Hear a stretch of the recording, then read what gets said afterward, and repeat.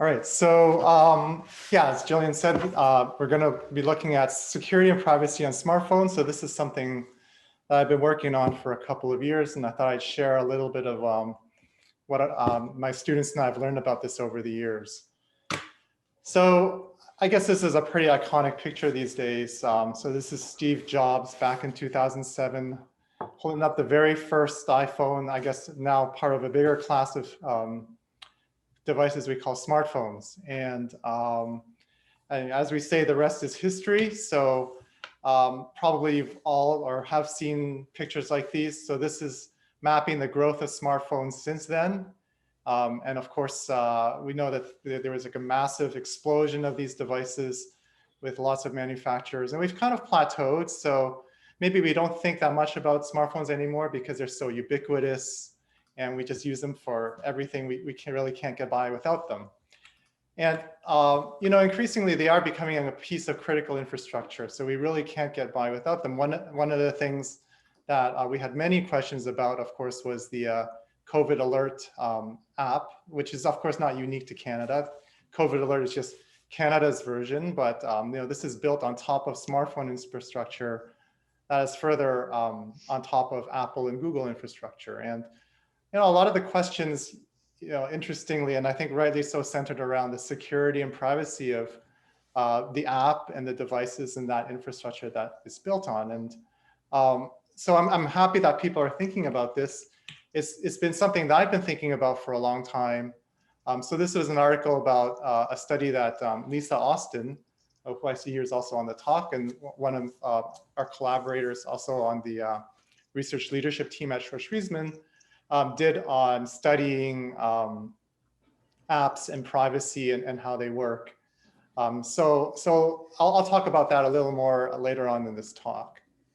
So what I really wanted to do was, this was a little bit like a tutorial and also a research talk on what's really going on a smartphone. So for some of you, that you probably know all this stuff, or at least a part of this, but hopefully there's a little bit of something for everybody here. So first the basics, right? So this smartphone device, it fits in the palm of your hand, but there's really a lot of stuff going on this device. So first you have, of course, the platform, which is these days really just two major ones. There's Android and there's Apple's iOS. And that kind of defines at least the framework that everything fits around. And then you got a multitude of applications that do interesting things. As you said, there's an app for that, right? There really is an app for almost everything we want today. And so these are also something that probably most people are aware of, have interacted with, because we pick, the apps that we put on our phones. We have our favorite apps, and we find new apps every day that maybe are a little bit better than the last ones we were using. Now, behind those, there are actually a bunch of other players that maybe people are less familiar with. And so these are the third-party applications, or third-party libraries or services that these apps rely on. And these things do things like advertising, of course, to help monetize the applications, but they also increasingly do things like analytics. So you can really mine what users are doing, how they're behaving, and that helps these app developers tweak their apps to make them even more effective, as well as better monetize their services. And maybe in the corner, but always ever present, there are malware, so malicious applications that will do nefarious things, as well as vulnerabilities and security problems with both the applications and the underlying software on these devices. So, smartphones, it's hard to think that they've really just been around for a little bit more than a decade. They're so ubiquitous. But when they came out, computers already had been around for a while, and security and privacy wasn't something new. So when smartphones were designed and first put out, we took lessons. The technical community took lessons from what happened with PCs, the desktop PCs that smartphones have to some extent supplanted today. And so I think the two lessons that that were taken from that were that first, applications, that is software, needs to be confined, because hey, most software is great, but some of it's dangerous. And so we need to make sure that it can't just run amok. And the other thing is we want to make sure that when people download software and use it, it comes from a trusted source. So I'll talk about how that kind of factors in and how we've done research around those two things. So first about confinement. So the way confinement is implemented on smartphones on top of just regular operating system confinement is through something called permissions. So you've probably, if you use a smartphone, you've probably run into these sooner or later. It's kind of hard to avoid them, where you're going to be using an app and the app wants to do something that, not everybody will want the app to do that. So now it becomes down to a very subjective decision as to whether you want to allow the app to do something. So here's an example of Facebook, and maybe you're posting something and Facebook wants to report your location as part of your post. So they want to know your location. And so now you have to grant permission. And this is part of initially the smartphone's in this cage, and maybe I want to open a little hole for it so that I can get out and get my location or use my camera or my microphone. And so there's a trade-off here between, for the application to be useful, it's got to be able to access some of these wonderful sensors and capabilities of our smartphones. At the same time, those things may cost us money, or they might impact our privacy or just our experience with the device. So smartphones have matured a long way in the various ways that you can control these permissions. So here I have the application interface. But even after you grant or deny the permission, you can go back, and there are other interfaces in various parts of the platform where you can see what permissions an application has been using, individually revoke or grant new permissions as you want, and see what applications use a particular permission. So there I have the permissions that Facebook is using, as well as all the applications have access to my contacts on my phone there. So, so that's basically what permissions are. And permissions have been a feature of smartphone operating systems since the very beginning. So back in 2011, we actually did a study to understand, because at that point, no one really knew what was the right way to do this. So you can see that there was a wide array of how you could design permissions. First, even just the number of permissions, how fine-grained the permissions were, varied widely. So Android in the early versions had 75 permissions, and that's actually increased with the type of sensors available, while Apple, at the other end, just had one permission for location. And it had very little control. I mean, Apple has always been we kind of curate everything, trust us, while Android, this is more of an open platform. You can install apps from Google, but you can, each vendor, Samsung will have their own app store. Amazon has their own app store. So they felt, it's better to give individual users more permission. And that was kind of two ends of the spectrum. And interestingly, today, iOS and Android, are the only ones left. And iOS has become a lot more similar to Android. So the two have kind of become gravitated towards each other and actually become very similar. So they have many permissions now and a higher degree of control. In 2012, we actually designed a tool that would analyze, based on source code, how these permission systems work. So that was the P-Scout tool. And I'll talk a little bit about some of the findings here, but that was a tool that we developed in 2012. And I understand it's still in use today. So people still mail me questions about it, both the data sets that were collected, as well as the tool itself that you can use, so you can run it on newer versions of Android. We stopped running it, as a service to the community, maybe 6-7 years ago, but other people are kind of still doing it for everybody. So one of the interesting things we found is that it sounds great to have lots of control, like individual, very fine-grained permissions. I can allow this thing, but not this thing. But there's actually a hidden cost to that, which is, if I could pull up a little code here. So this is a little bit of code from the service on Android that helps you pair your phone with a Bluetooth device. And in Android, there are actually two types of Bluetooth permissions. There's I just want to use Bluetooth permission. And there's I want to be able to administrate, like control which devices will pair with my phone. And so initially in earlier versions of Android, there was just one call here, and all that required was the admin permission.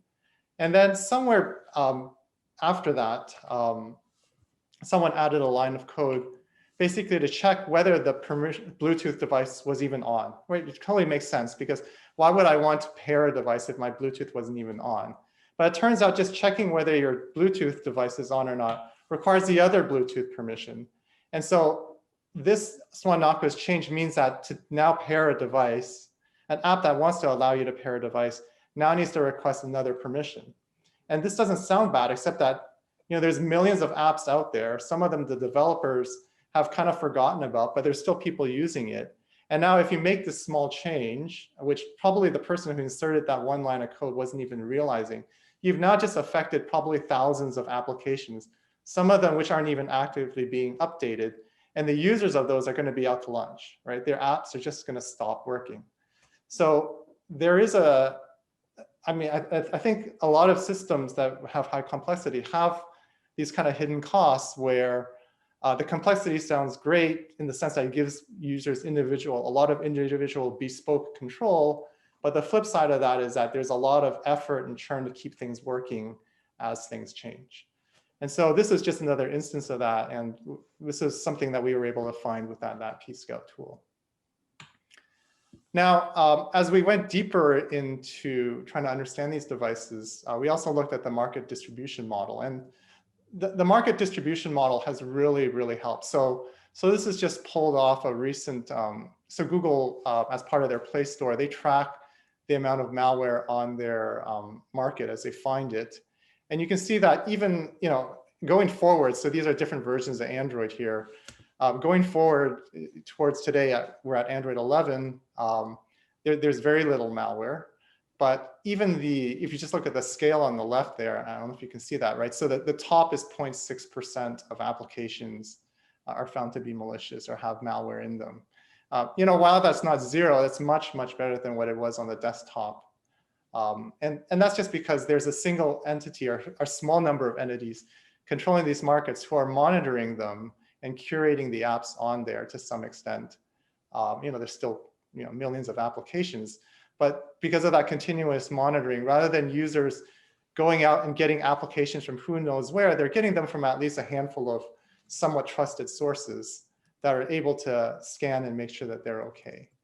But what's behind that is actually, again, a large cost, because we're talking millions of applications, and there's, if I remember, thousands being submitted every day, and then you have to include also the ones that are existing applications that are being updated. So those also need to go through scans. And so for anyone who's developed these applications, that there is some delay between the time you submit the app to be put on the market and when it actually appears. And developers hate that, because often they're in a fight to get a feature out there, and they don't want to wait hours or days or weeks before their app is updated and posted. And so why is there that delay? Well, one of it is that there is human review, but the other is that it just takes a long time to analyze applications. So we wanted to look at the problem of how to improve the efficiency of application analysis for malware. David, do you mind if I ask a question before you move on? Yeah, sure. I was just wondering, if you look at sort of the mobile phone sort of ecosystem, I find that like the operating systems now for desktops are sort of mimicking some of the permission-based access control. So if you look at Mac OS now, they're sort of replicating this permission system for things like the webcam and so on. Do you think this is sort of going to sort of create new challenges because of the different way that software is created for desktops, or is this something that has been sort of predicted to happen based on sort of the community's experience? Because I remember sort of Windows had tried to do something like that in the past with Vista and had faced a lot of backlash because sort of people don't expect to sort of approve or deny things all the time as they use their computer. Yeah. So actually, yeah, it's interesting. I'm not a Mac user, so this is where I'm a little bit ignorant of that. But I can tell you, I guess you're not a Windows user. So Windows 10 actually has permissions for the camera as well. Yeah, actually, I didn't even realize that. I realized this because for some reason, like the camera would work on Chrome, but not on Firefox. And then I realized afterwards it's because of the permissions. So I think it is a lot harder on the desktop because there's a lot of legacy software It's a little bit easier because Android and iOS, they control the platform, so they can kind of twist developers' arms into doing pretty much whatever they want. So when they change the permission model, they basically say, this is going to happen, and then we're going to deprecate the old one for this much time. So you have this much time to remove it. And they do an analysis of how many apps it'll break, and kind of that's just a business decision. I think because of the large amount of legacy code on desktops, they can implement it, but I think they cannot get anywhere near the same level of compliance. So there'll always be some opt-out for the user to just grant everything to some application. So I don't know about Mac, but in Windows, there's a legacy mode, which basically lets the app do anything again. So it's still better than nothing, but I don't think because the genie is out of the bottle, so to speak, on the desktop side, it's going to be hard to wrestle it back in. Maybe they're hoping all these legacy applications will just go away after some point, because they also have market distribution model for software on desktops now. Yeah, I guess it might sort of with time, as people go through more and more of these markets, it might make sort of for a similar ecosystem. That makes sense. Yeah. Thank you. You're welcome. So yeah, so we wanted to make this analysis more efficient. So at the time, what people were doing was using a set of tools called coverage-based tools. So the idea there was that if I had an application and I had a bunch of paths or things that the application could do, I would just exhaustively try all the things. So that's kind of what I'm illustrating with that tree traversal there, and look for bad stuff happening. But the observation that we made was that when we're talking about malicious activity, usually it's hidden among a bunch of benign or normal looking activity, right? No malware comes out and just only does the bad thing these days. It's a little more clever than that. It tries to hide itself in something that looks like it's okay. It's like a calculator, or the proverbial calculator application that is like taking pictures of you without you knowing. So it's going to be hidden among a bunch of other code. And so if you could just execute some approximation of that code, you wouldn't have to execute all the other stuff that isn't really, it's just executing benign code. So the idea we had was to do what we call targeted execution or target analysis, which says that if you can find some over approximation of the code you want to analyze, then you can generate inputs that will only trigger those parts of the code. And so you can save all the effort of executing the stuff that is just not interesting to you. So briefly, what we did is we combine what's called static analysis, where you just look at the code. And then particularly, there's a fancy form of static analysis called symbolic execution, where you look at the code and you pretend you're executing it. You keep track of, rather than just saying, okay, I had, this variable is X is 2 and Y is 3, and I add them together and that's 5. I remember that I have 5, but I just also remember that it was dependent on these two variables, X and Y. So as I analyze the code, I keep track of how I got there and every variable I saw along the way. And so this allows me to work backwards and say, if I want to reach a particular spot in the program, what inputs do I have to give? And so that's very expensive. And we had this divide and conquer approach where we first looked at a high level, what's called a call graph, which just looks at the functions. We can then eliminate a whole bunch of functions from the analysis and then just refine what's in each function to actually generate the inputs. And so experimentally, we ran this and we found that you could basically achieve equivalent results, saving over 95% of the analysis effort on applications with this. And so that was very nice. That's actually something that's been deployed in the market that some of us are probably using now. But what came out of this was that as we were doing this to try and find malware, we found out that a lot of applications are actually obfuscated. And this is actually much more interesting to me. So what I mean by obfuscated is that they're deliberate, like code is already pretty hard to analyze, but here the applications are doing deliberate things to make it even harder to understand what the application was doing, to actually understand what the real intent and operation of the code was.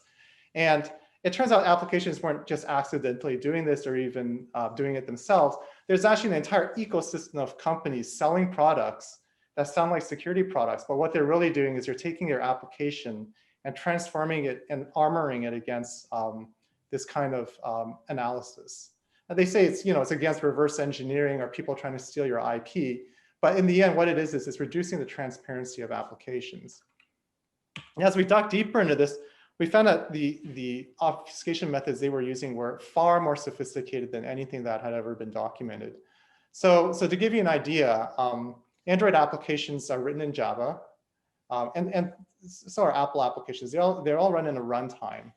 And so there's a component of the runtime that manages how the application works. And then there's the application itself.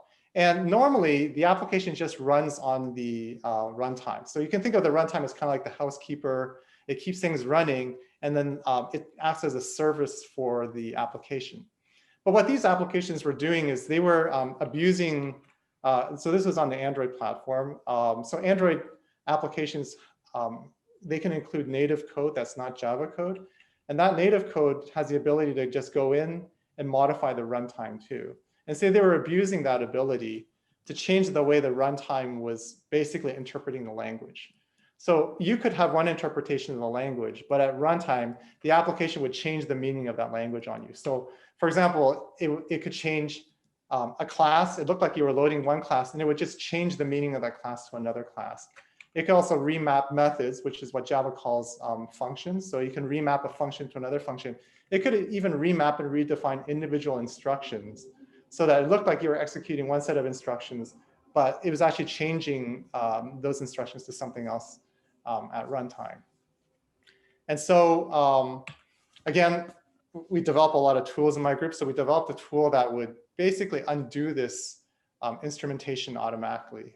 So it could automatically roll back this obfuscation, and it works across a bunch of these obfuscating packages or systems. So it's kind of agnostic to how the obfuscation is done. It uses, anyways, a runtime system to do that. I won't get into the details. I think the results might be more interesting here, which is that when we ran this on a bunch of applications, we found that almost every application was doing this or some level of this. So there's a very simple language-based stuff, which like it's 100%, like all of them are doing it. Then when you get into the more sophisticated runtime stuff, where it's at runtime changing itself or mutating the application as it runs, it's still over half of them are doing that. And if you look at the right here, where I've circled it in red, you really don't see, like in some cases, it looks like nothing's happening in the top one there. With Ali Protect, it looks like nothing's happening unless you deobfuscate it. And then it turns out there's a lot of stuff happening. And on average, you're going to find 30 more things happening after deobfuscation. We also ran this on a bunch of malware, and 80% of the malware that we downloaded off this site called VirusTotal, they give academics access to their virus database, so you can just download all the malware, thousands of samples, and run it. And we found also the malware was predominantly using this as well. So the tricky thing here is like this obfuscation stuff, you might think it's bad stuff, but it turns out 95% of regular applications are also using it. And the reasons for this are various, but I think a lot of them, they just don't want people analyzing and picking apart their code to know what they're doing. In particular, some of them cite that they are taking payments, and they don't want people analyzing how their payment system works, because then they're worried that people may use that to fake payments or commit fraud or some kind of stuff. So unfortunately, this is part of the system. It's actually condoned. Like neither Apple or Google will kick an application out if it's using obfuscation. In fact, Google, at least a part of early Android and iOS SDKs, they included stuff that would actually help you transform your app, so it was harder for someone to reverse engineer it. So this is there, and 38% of even regular applications are using the advanced runtime obfuscation stuff that we found. So this stuff is out there, and while we can undo some of it, it's very expensive to do. So it is still an obstacle in terms of resources to do app analysis for transparency. David? Yeah. Anita had a question, and Anita, I wasn't sure if this was a good time to ask that question, or what's your thought? Sure, David, thank you so much. This is a fantastic, really, really interesting, especially in light of the presentation that I made last week, which was about how Cubic uses opted-in marketing analytics to actually Sergio, report on sorry, I'm in a meeting. COVID, the potential for COVID transmission in Toronto and other cities. My question was, can you amplify just a little bit more on, how prevalent this use of marketing analytics for malicious ends is relative to just straight up, malicious intrusion of code into my phone? Yeah, so good question and great talk, by the way. I really Okay. enjoyed your talk from last week. So I don't have the numbers, but I would say almost every app we analyze has these third-party libraries. So where you draw the line between analytics and advertising is a little bit gray too. I mean, most advertising libraries are doing analytics, but there are, of course, pure analytics libraries. And you probably know, but I don't know if everybody knows just the level of detail. So they can know how often you use their app, how long you spend looking at each screen on your app. So they know very detailed usage behavior of their applications, and they're using that to basically monetize and improve the experience of the application. So I would say it is extremely prevalent. Now, you were comparing it to something else. Well, in my cubic data, I know where your phone is every 15 seconds. Oh yeah, so the cubic data was from like telecom providers, right? Yeah, So this longitude and latitude to, I don't know, 15 decimal points where you are every 15 seconds. Yeah, so the analytics stuff probably has even more finer granularity because they're using triangulation with Wi-Fi access points. And then I think also something people don't know is they were also selling services where if you were like a mall or a store, you could attach NFC tags. You could place NFC or Bluetooth tags within your store, and then you could see basically how a phone was moving within your store. So down to like 10-foot granularity kind of thing. So they have a lot of information. Yeah, it's kind of scary. Thank you. Yeah, so something we did with this analytics capability was I started getting interested in privacy, and this is a collaboration again with Lisa Austin. So this is the one that article was about, where now that we could analyze what an application was doing to some level of precision, we wanted to see that whether applications actually conform to that privacy policy. So at some point, Google mandated that all of the Play Store apps had to have a privacy policy. So this meant that you could basically crawl the Play Store and download all the privacy policies for every app on there. So we got a corpus of like 100,000 privacy policies.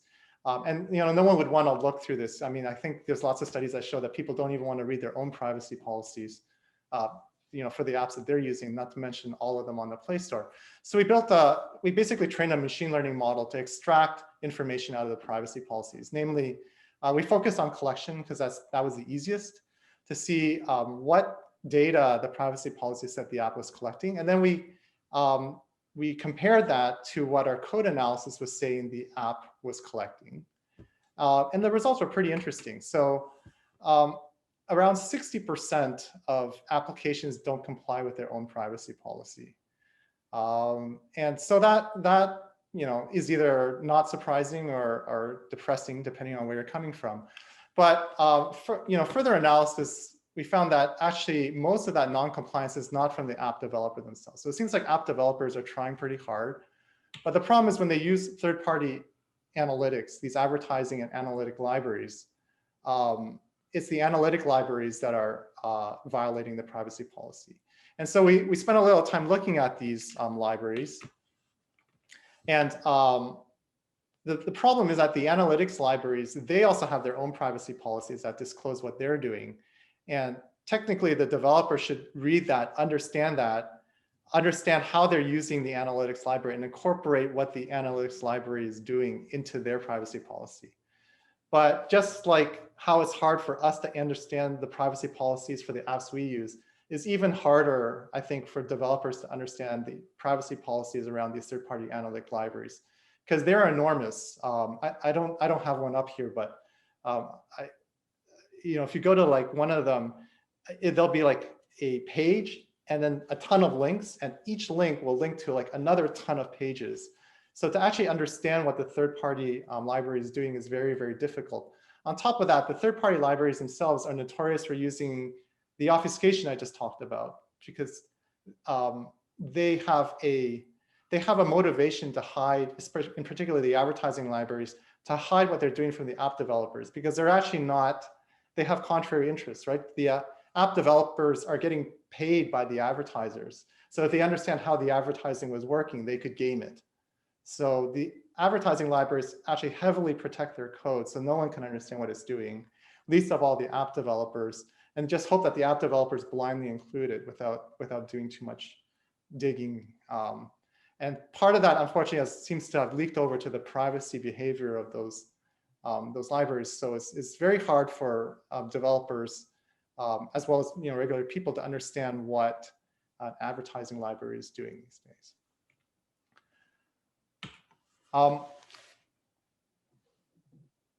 Yes. So I see a question from Sheila. Should I take it, or Jillian, do you want to? Yeah, I was just asking, Sheila, do you want to, I know it's an obfuscation. Do you want to do it now? I'll wait till the end. Thank you. Oh, Okay, and I'll come back because I also have some questions about obfuscation, but we'll let you continue on, David. Thanks. Okay, yeah, I'm almost done. So the last thing I want to talk about is, as we got into the privacy aspect, I became more and more interested in this. And so we mounted a study, and this is one of the largest studies of its kind. So we had about 1,800 participants across 10 countries. And the goal of this study was, we wanted to understand how users interacted with the permission system and how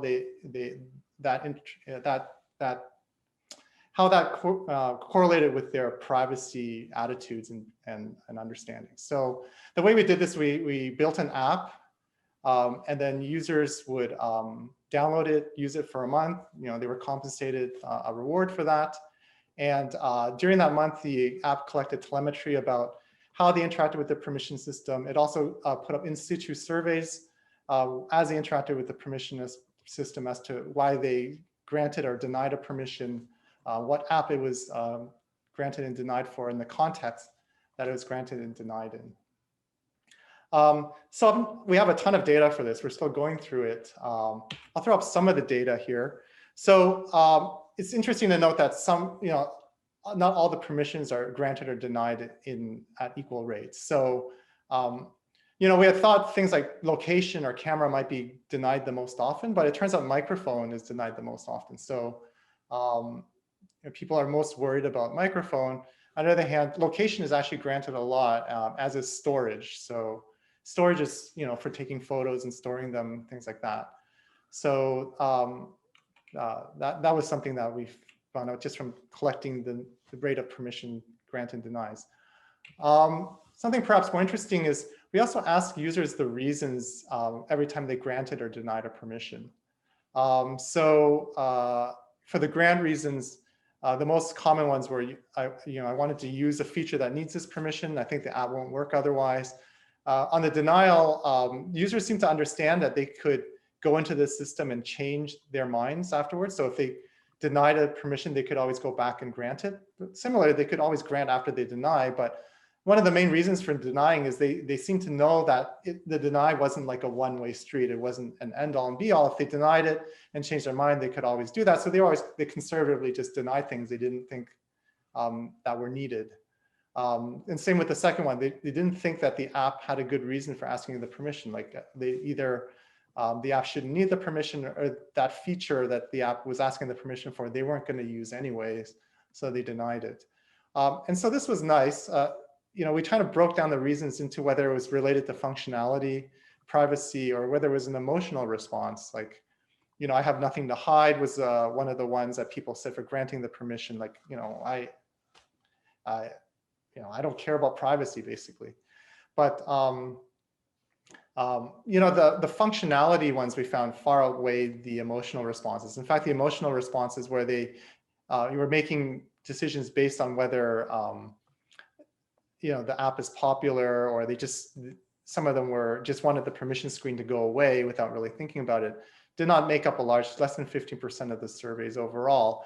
And it seemed for the most part that users were making kind of informed and at least somewhat thought out choices, trading off functionality and privacy. So whether they wanted to use a particular feature and thus had to grant the permission and maybe give up a little bit of privacy, or whether they just didn't think the feature was important enough and cared more about retaining their privacy.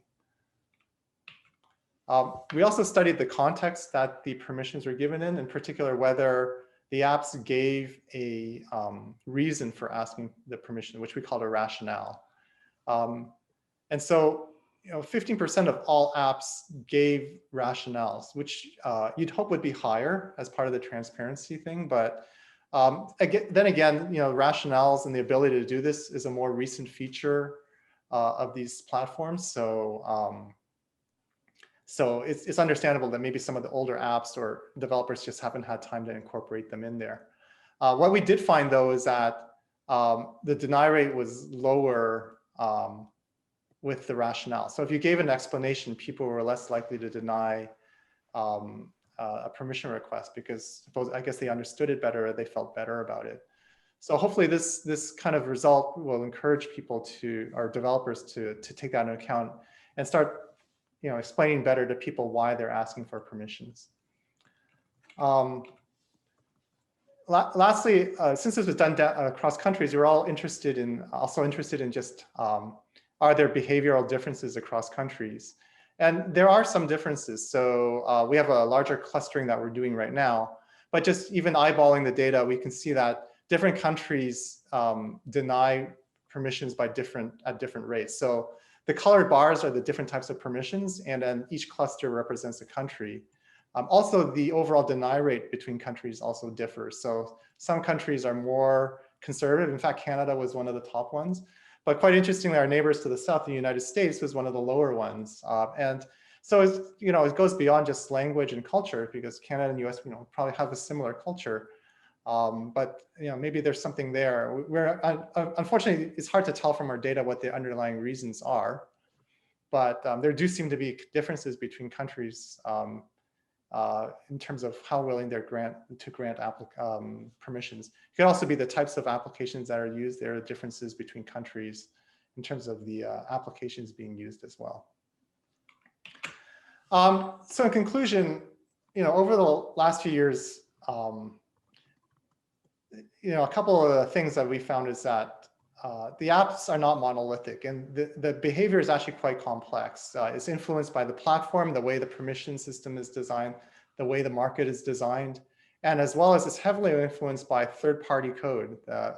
In fact, probably the more interesting behavior is driven by the third-party code than the application itself. For better or for worse, the transparency we found is very low. It's very difficult to understand what an application is doing, even though many of the people running the app markets are trying very hard. And we have kudos to them because they have managed to maintain the security of the ecosystem much better than the desktop. But still, it is very difficult to know what's going on, even with our more sophisticated tools. On the plus side, we found that users seem to understand and use permissions in the way that they were intended to confine the smartphone applications. And the way they do this is also very interesting. And we're just digging into the data. We find it's actually a lot more complex than we thought.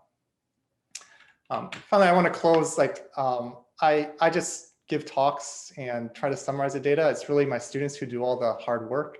And so the work presented today was really done by a whole army of students here. And these are some of their names up here. And I want to acknowledge their contributions and hard work. Finally, I guess before I take questions, another interesting thing we found was that when you put an app on the market and it pays a fee for doing some sort of study, even if it's an academic study, you actually don't have to do very much advertising because people will take so I found out, this is interesting too, is that there's an entire ecosystem of people who find these studies and then make YouTube videos about them and get other people to install and participate as part of your study. So I think one of the people on the team found this out, and while there aren't a lot of views, there are actually like tens of videos about our app on YouTube right now. So I thought that was pretty funny. All right, Great. so I'm happy to take questions. Great, thanks, David. Sheila, we'll get your question in.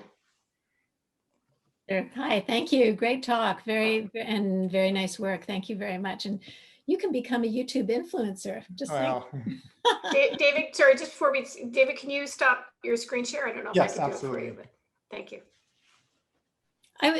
I was curious about your view with respect to application transparency versus obfuscation, because obviously, as you noted in your talk, although here obfuscation was a barrier and was hiding malicious things, it's also protective. And many, you know, I remember being at a conference heralding, 20 years of satisfiability research, where they talked about how the biggest users of SAT solvers were Russian criminals who, as soon as there was a fix for a patch for some bug in software, would quickly reverse engineer it so that they could attack vulnerable people before they uploaded the patch to their system. So, there are pros and cons to being able to actually analyze code, and I can imagine other mechanisms by which you could police or verify the properties that are going on, rather than advocating for transparency of software. And I was just curious about your more general view on how to move forward to protect people, but also protect legitimate software developers who don't want everybody viewing their code for various legitimate reasons. Yeah, so I think I agree with you. I think there's definitely a place for obfuscation research and or obfuscation in general. In fact, something that's just come up in recently, a theoretical result is that there's been proof that there is like a general obfuscator now. It's actually possible to produce perfectly obfuscated code. I mean, it's theoretical right now, but you can do it. So clearly there's a use for that if people are working, very smart people are working on that. At the same time, I think in this particular instance, I feel like obfuscation is being used where you really want is access control. And so I don't think it was, maybe this people might look back and say this was a bit of a mistake, in that having an open system allows people to get the binary of the applications. And so because of that weak access control, you have to use obfuscation to prevent people from looking at the code. But what you really want in this case is the proper people having access to the code and everybody else not having access, and you just delegating that trust to those people. And that can be implemented without obfuscation in a much more elegant way. Again, it's a little bit hard now because the systems are there and people have already picked, people have designed their code to work in the system. In fact, we also found instances of developers abusing this ability to change the runtime to get around restrictions such as code size. So Facebook is well known for doing this. So Facebook, if you use Facebook, it has a separate app for the Facebook application and the Messenger application. They're actually broken into two because they need to get around a restriction in code size. But to get them to link through each other, they actually play games with the runtime so that they can do that. So unfortunately, these things are kind of baked in, and it's like a lot of things, as you know, it's hard to change once they're there. But I think really the problem was that you don't need obfuscation in this case, you need access control. And if they had done it, if you could redo it, you could probably do it a better way. But given where we are now, what's the way forward? Is it to advocate for no obfuscation, or is it trying to find other ways to verify properties of systems by still treating them as black boxes in some way? Well, I mean, you can still do verification even with obfuscation, like we're able to do it. Yeah, it's really just a exactly. cost and power thing. So, but at the same time, it just goes to show that the obfuscation is not, it raises the bar if someone wants to do some reverse engineering, but nothing stops, if Google and Apple can do it, then nothing stops a determined another party to also do the same thing. And it's not that hard. Like, I mean, they're using technology we have here too. So it can be done. Yeah, thank you. More another time. Yeah. Great, thanks. Anita, did you want to follow up on that, or? Sheila just sort of asked my questions much better than I ever could have. But what I was inspired by, David, was that the title of your talk was Data Governance, Security, and Privacy. And I suppose I can you talk a little bit more, maybe just develop a little bit more what you see as some of the opportunities for better governance in access to data? Do you think that there are particular areas of research that are especially potentially fruitful for trying to think through how could policies be implemented that would be effective against such sophisticated types of processes that, as you've described them? Yeah, I guess on the governance side, again, this is something that Lisa and Austin I have been thinking a lot about. It doesn't have so much to do with collection on the smartphone platform, but more just in terms of people wanting to do analytics on large data sets, such as what you've done, and the huge hurdles that they have to jump through. And you talked about getting ethics approval. Like, we went through lots of hurdles to do the study in terms of ethics approval too. And these things really, I think they do slow down research. And so, ethics covers a lot of things, but as in both our cases, it covered privacy. And I think they're part of it, I think for a large part, has to do with the way the legislation is. I don't know. I mean, I guess I'm an engineer, so I tend to blame lawyers, but sorry, Jillian. But and Lisa, she's on the call too. I was gonna say, yeah. The more I learn about it, I think the legislation and the technology are not in sync. And so I think in terms of the governance there, like, the first steps would be just to incorporate some of the technologies we have in terms of privacy, protecting analytics, and acknowledge that they can solve some of the problems in the legislation in some way. But I'm not an expert on the legislation, but that's my general feeling.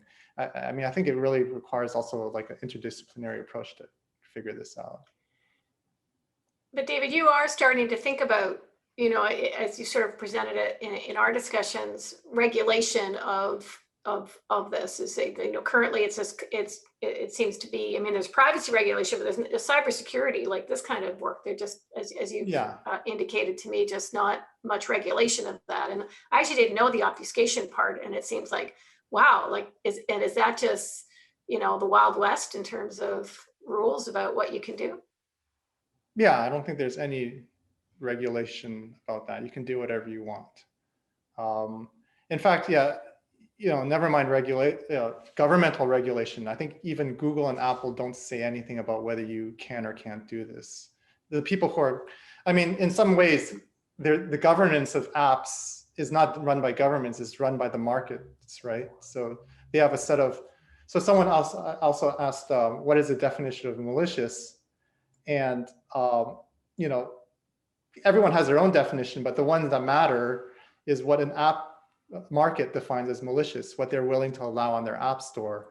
And you'd be maybe surprised or not that definition of malicious for the app stores is a lot looser than probably what you or I would think of as malicious, because again, they have an interest to keep as many apps on the market as possible.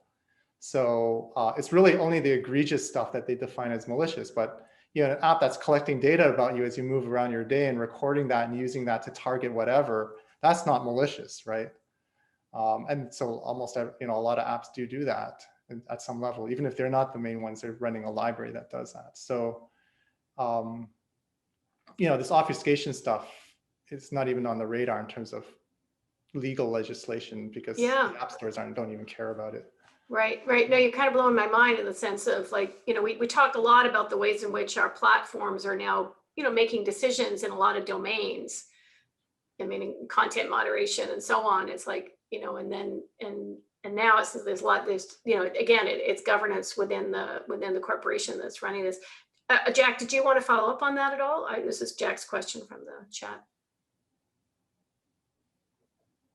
Maybe not. Okay. Let's see. Avery, let's go to you. Hi. Thanks so much. This might be a little bit outside your specific thinking, but I wanted to ask you about how you were talking about emotional responses when you were giving us the breakdowns of the permission giving. Mm-hmm. And you mentioned, I think kind of under the category of an emotional response, I have nothing to hide. I think that was one of the emotions that you were sort of mentioning. And I was thinking about kind of the emotional landscape of trust around privacy and permission. And I mean, there is sort of the idea of like, oh, I have nothing to hide, I'll give away privacy if privacy is something that one can give pieces of or not. And I think there's another side of it, which is an emotion about not acknowledgement of risk. And I have an emotion about being tracked, or I have an emotion about being registered in a certain way. And I was wondering if any of the data, or maybe even just anecdotal observations from your data about the emotional response to those surveys, if there's anything there about maybe about fear of tracking, or a kind of notion of risk as something that can be parceled out and given, or is it primarily based in this binary of like, I have nothing to hide or I have something to hide? Is that kind of the main way that people are thinking about this? Yeah, so the way we collected this data was that if you're using an app, and then the app will throw up a permission screen, and then you'll answer it, and then our app will jump in there and ask you, hey, you just granted a permission. Why did you do it? And then there's a bunch of options you could select.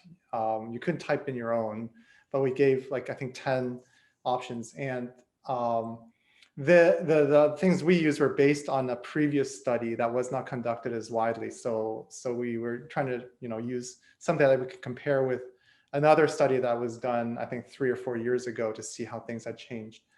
So when it comes to the emotional ones, we had classified them kind of arbitrarily. Like we didn't have any clean way of doing this, but the ones that did not involve analyzing either did not involve functionality in the application or in the underlying platform, and didn't involve privacy, we kind of said, well, this is like they weren't really thinking through.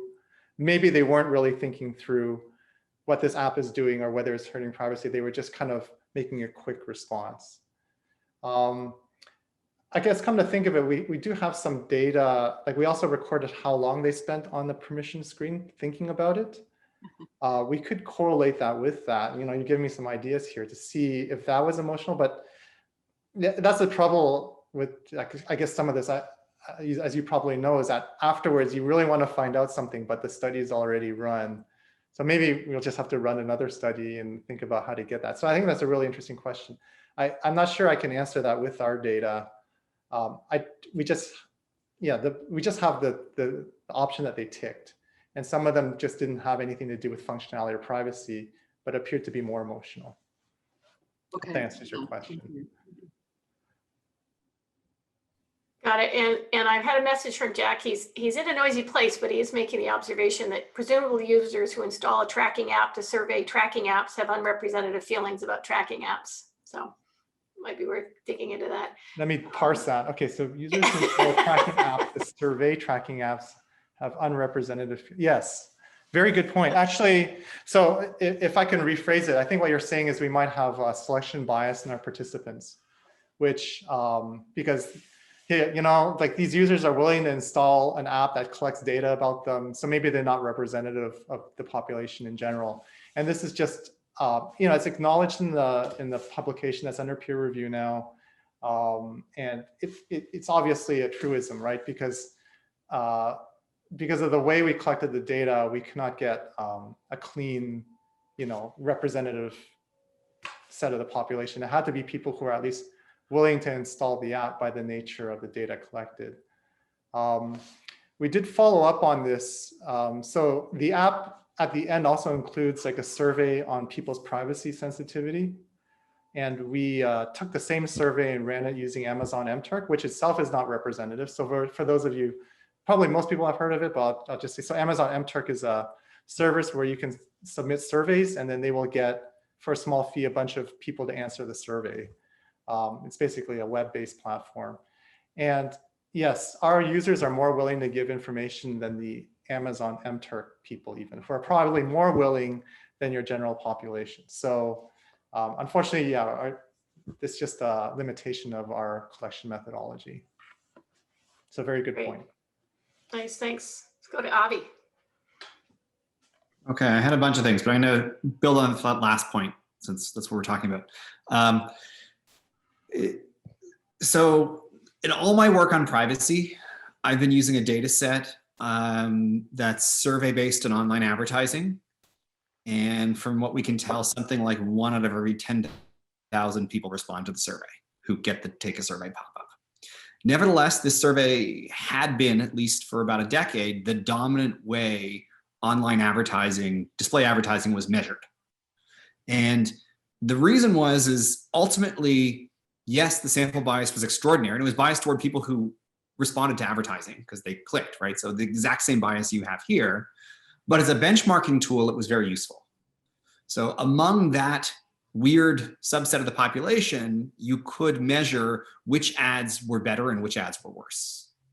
And that allowed you to see, when you were doing private, at least for our purposes, when it seemed like the company was doing privacy violations, or when the law said certain things were allowed and certain things weren't, the measures worked. And it did in terms of, and it related to how industry responded because it was their benchmarking tool. So just as a, this kind of data set, when I've used it, it's been especially useful as a benchmarking tool. So you have these 1,800 people, you might be able to compare across country, et cetera. To dig into that, a second point, the question I'd been holding on to for the last half an hour, I'm gonna get across, which is, you have these definitions of legitimate and malicious and privacy and security floating there.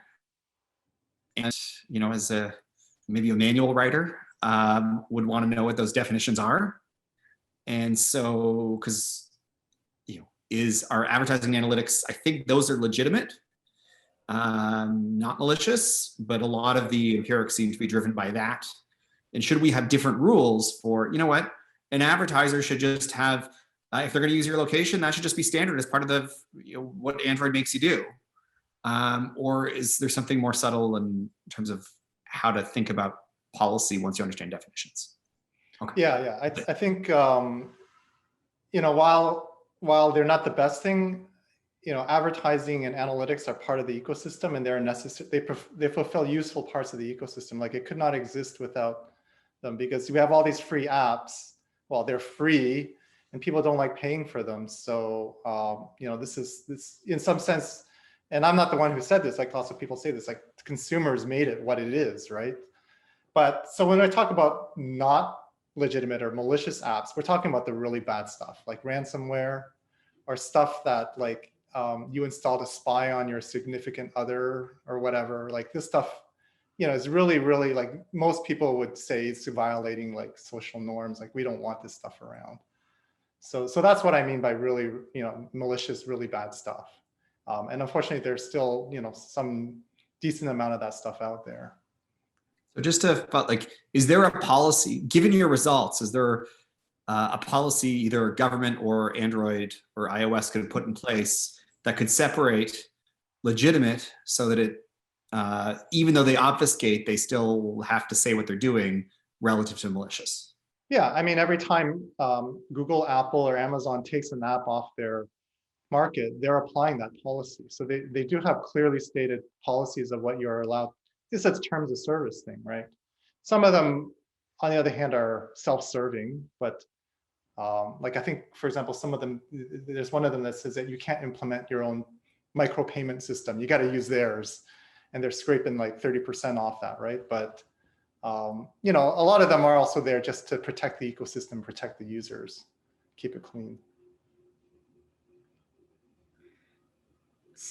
So I think this is a really rich question around, what is legitimate and what is malicious, and where does that decision get made? And I think, yes, you can say that this is driven by, it's just advertising, right? People are saying, if you give me the choice between paying $10 for this app and having to see the ads, I'll say, but that's also a collective action problem, right? We know that there appear to be all kinds of externalities that drive from that. And, some people will point to, all the things we're troubled about on social media with, polarization and disinformation and so on, that's all been generated because we've created this phenomenally powerful machine of analytics around around that business model, right?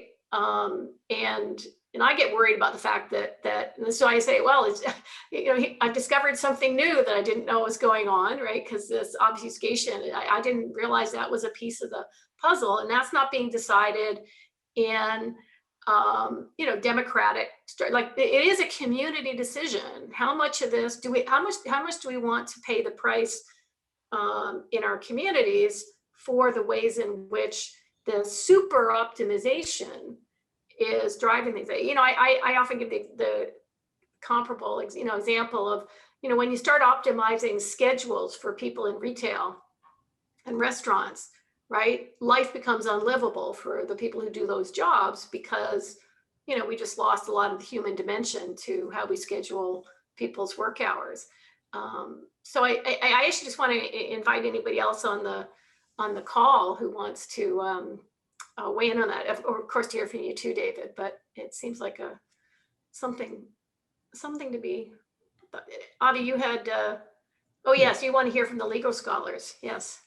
Yeah, I think that's. Okay. I'd love to as well. Yeah, included, but I think there's others, or philosophers. Or... Okay, Jack, do you want me to read your comment? Because you're in a noisy place. Jack's my doctoral student, by the way, so I can tease him. Available frames include the contractual frame.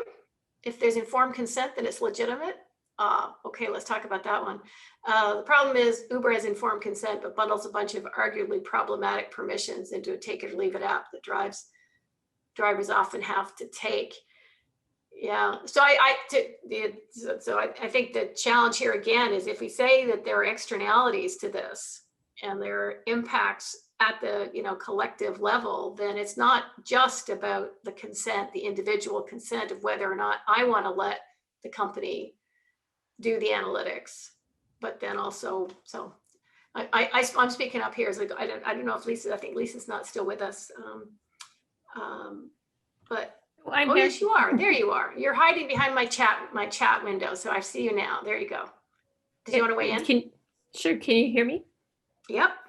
Okay. I mean, there's so many kind of the legitimate versus malicious. Like, I'm not really sure of that as a kind of framing here. Like, I guess as I'm listening, it's like all the David's different research projects are kind of getting mushed together here in terms of some of the different sort of findings. But I think on that, like on the advertising, the study that we did with respect to the third-party libraries wasn't about saying that that activity was malicious so much as that they weren't fulfilling their obligations under PIPEDA, which will soon become a different piece of legislation, because the app developers needed to disclose that collection of data in their privacy policies, and they were collecting data they weren't disclosing. So that's just a basic kind of failure. And it's not even maybe the most important failure. It's just one of the basic failures to show that there's a deep lack of transparency and a deep lack of compliance that's not being caught by regulators. But I think there's like the bigger question about legitimacy, the one that is actually really live right now, that would be, if anyone wants to think about this, I invite you to get in touch with me. The new federal legislation, Bill C-11, that's just been introduced, that's supposed to take over, replace PIPEDA. So it'll regulate data collection in the private sector, unless the province steps in and does their own version. There's lots of discussion around the de-identified data and what you can do with de-identified data. And a lot of the analytics and the advertising stuff is, but it's not necessarily, there's lots of questions about how identifiable the data is. And there's lots of questions about when data is really de-identified, but the new legislation puts pretty strict controls on the extent to which this can actually be disclosed by a company. So I could have an analytics company analyze, say, data on my behalf, but under the new legislation, that organization would be hard pressed to do something of their own with it, which is interesting. And I'm not sure how that's going to play out, to be honest, because they're going to need consent for that. And the consent provisions have gotten stronger under the new legislation.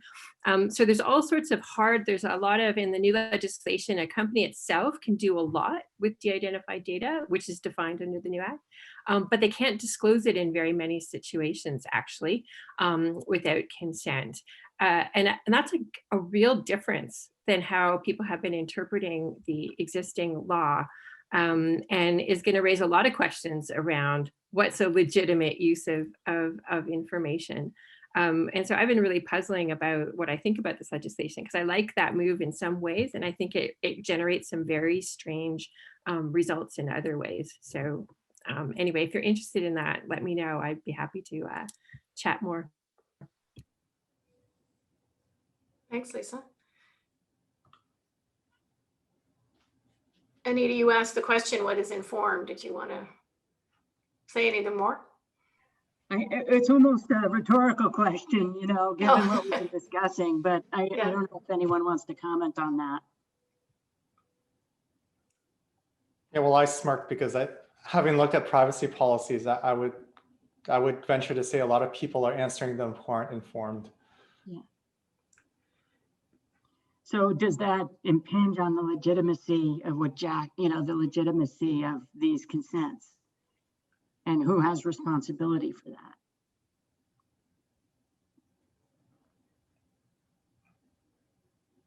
I don't know if there's any legal theory on that that's relevant. Yes, and yeah. So first of all, I think about the privacy policies. You know, you don't get informed by them because you can't. I mean, you know, first of all, they're written at, you know, university level reading levels, and the average reading level is barely into high school. In the US, it's grade 8. I just don't know what it is in Canada, actually. But even if you read it, I mean, I can read it, and I have no idea what the implications are of saying yes or no to you can access my location data, or I have no idea. I mean, and the implications of that are a technological matter that changes on a, you know, is totally dynamic. Like, you know, somebody's going to introduce another module that's going to fit into it. There's no way, impossible. You just can't be informed about these things. And I think we're down a rabbit hole on consent with this. And I'm not sure if Lisa agrees with me. I thought I heard you just say you're glad to see it's moved in the consent direction, Lisa. So, you know, I as a contracts scholar, professor, I really worry about this idea about contract. And we think, oh, it's okay, because as long as we just get people clicking, I agree on these things, I say, no, it's a regulatory problem. And that's where I sort of wonder, this maybe goes back to Sheila's question earlier on. So what's the capacity? So I don't know where the line is between legitimate and malicious, but I'd say, you know, that's a democratic policy choice to be made in some way, and it shouldn't be defaulting to individual consent, because I don't think that's either collectively appropriate or feasible. But what I'm wondering on the technological side, how hard is it to separate out so I think you could raise a question of even, is it legitimate that we're getting it for analytics? Is it legitimate that we're getting it to protect trade secrets, given the implications? But I'd like to know how hard it is to disentangle that. Like, how hard would it be to regulate and say, we'll allow obfuscation for this purpose, but not for that purpose? Is that feasible?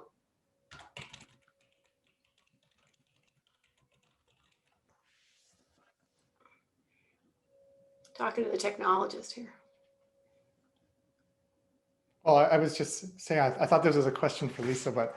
No, I think this is the technology. This is Sheila or you or someone else on the call, yeah. Well, I feel like the privacy thing is one thing, but really malicious, I think for most people, and certainly for me, is,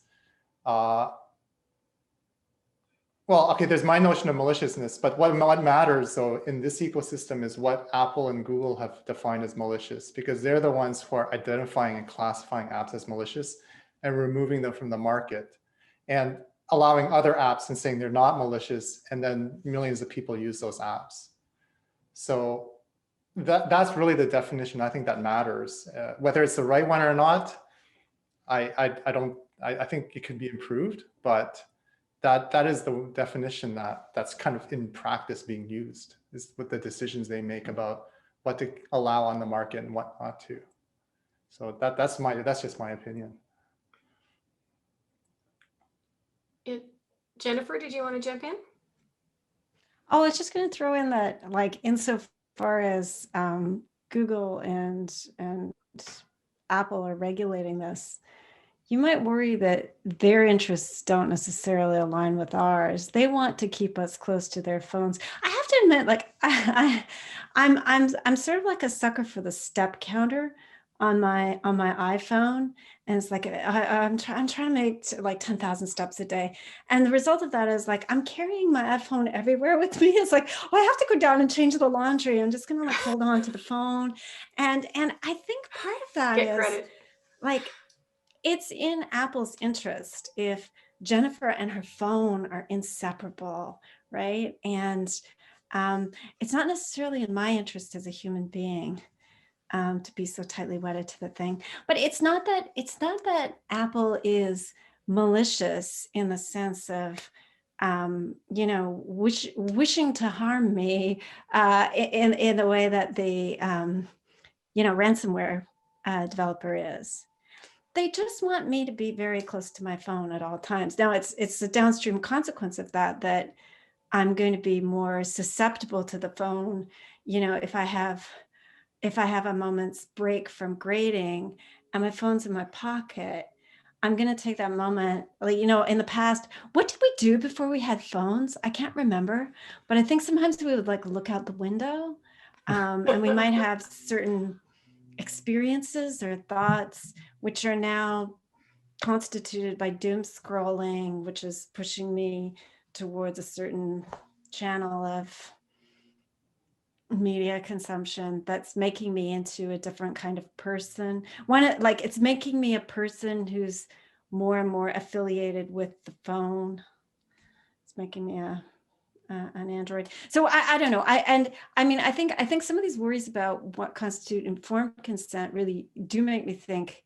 I want experts and ombudsmen who are out there screaming and blowing the whistle on this behavior. I don't know.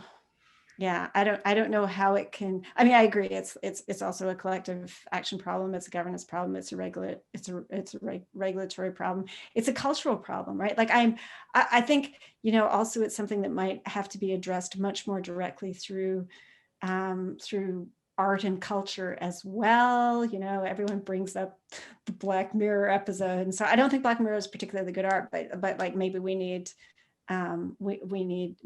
more of that. This is in no way a solution. I'm just throwing out some sort of random musings.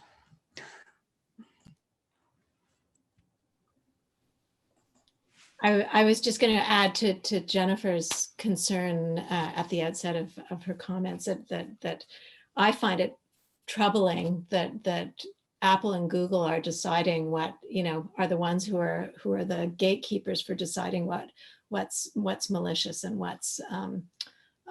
what isn't, because to your point, Jennifer, they're private corporations and they do have self-interest in mind. And so that seems highly problematic to me. And I also agree with what Jillian said and others that Anita and others that we can't, how can we have informed consent? It just seems impossible.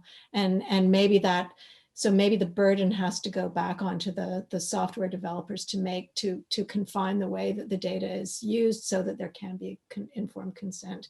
I don't know. Yeah. Avery, did you want to, your comment in the chat seems to be on this point, or an interesting connection here too. Yeah, I mean, well, I just agree with everything everyone's saying. And I'm just thinking overall, like, what does trust feel like, and how that's changing? And just even the idea of involuntary consent, which actually, so John Edmund Beach was mentioning earlier in the chat about Uber drivers being monitored, and sort of having to give permission to, in order to do that work, to have Uber track their accelerometer. And just all the different ways in which consent and permission are so complicated now. And the thing I put in the chat was about Marzia Ghassemi's talk about if the machine and the AI, or in this particular survey, if it's giving a rationale, then the rationale is almost not read, or is sort of moved past as, oh, I feel that there must be some structure of justification here, and so I don't need to worry. And I don't know, I mean, this is just a comment. I don't really have a question. It's just very, very interesting to me. Almost like a mirage landscape of consent and permission and trust. But yeah, great. In support of your point, we did do a little bit of analysis on the rationales because we actually have the text. So it's very hard to say whether this is a good rationale or a bad rationale. So we just used like a bad proxy, like the length of the rationale, like how much information it was giving. Anyways, it seems like the conclusion, follows basically your intuition, which is that just having a rationale, but doesn't matter what it is, improves the acceptability of that permission request. So it's not necessarily that it's doing much, other than it makes the user feel a bit better that at least the app, cares about me, said something before asking for it. I don't know.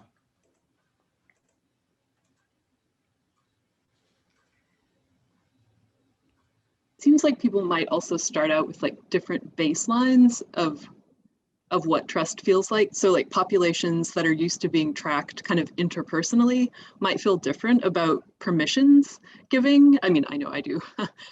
Like just people who are being tracked, just walking around on the street by other humans. And that creates a different kind of base position from which to say yes to cameras or microphones or whatever. And I know you were looking at many different countries, but that was just something I was thinking about in the sort of the set of people who selected to be even part of the survey, which we've talked about. So I just thought I'd throw that in. Yeah, I don't know if this is related, but something I didn't mention was that parts of this survey straddled March of 2020, which is a significant period of time. And so we did collect more data afterwards just to see, we repeated some of we extended it. And we did find that people were overall more reluctant to grant permissions after the lockdowns happened. Again, we didn't have time, and we didn't really change the app in any way to make it COVID specific afterwards. That probably would have required ethics approval and everything too, which we didn't want to go through again. So we don't know why, but we just wanted, we had the funds to do it, so we just did it.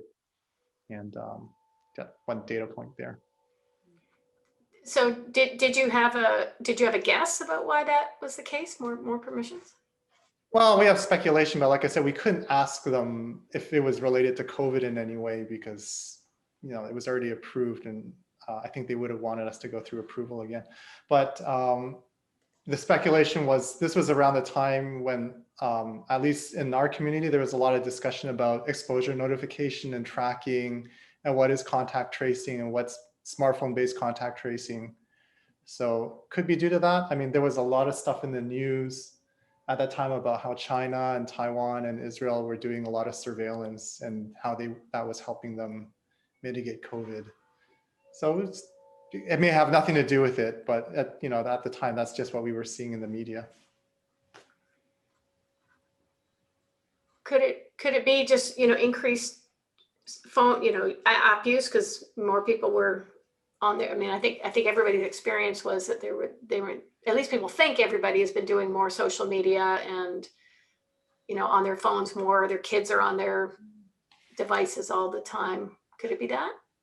Well, smartphone use actually went down. Huh. So that was surprising. It might be just people are at home more and they're using devices with bigger screens. Like we only had smartphones, right? Right. So we don't know if social media use went up, but smartphone use did go down. Yeah.